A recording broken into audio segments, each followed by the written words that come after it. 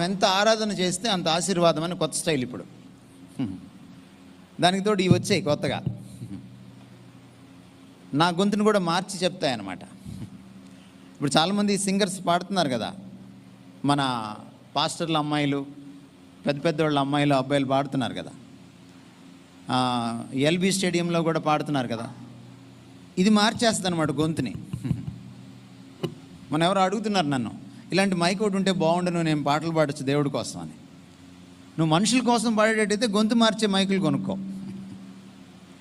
నువ్వు దేవుడి కోసం పాడేటట్టయితే నీ గొంతుతో పాడు.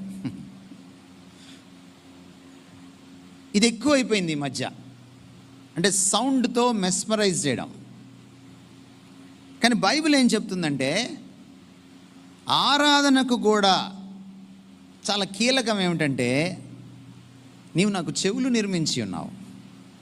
మన తెలుగు భాషలో కూడా మనం ఈ పద్ధతి, ఈ నుడికారం మనకుంది, అంటే ఈ వాడే విధానం మనకుంది. మా అబ్బాయి నా మాట వినట్లేదండి అన్నారు ఎప్పుడైనా మీరు? మీకు ఎవరైనా అబ్బాయిలు అమ్మాయిలు ఉంటే ఖచ్చితంగా ఈ సమస్య వచ్చి ఉంటుంది మీకు.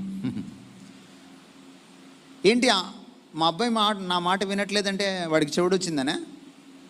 కాదు, వాడికి చెవుడు వచ్చిందని కాదు. యేసుక్రీస్తు వారు కూడా చెవులు గలవాడు వినుగాక అన్నారు యేసుక్రీస్తు వారు. అంటే ఇక్కడ చాలామంది చెవిడోళ్ళు ఉన్నారు, వాళ్ళకి నేను చెప్పట్లేదు, చెవిటి వాళ్ళు కాని వాళ్ళకి చెప్తున్నానని అని కాదు అర్థం.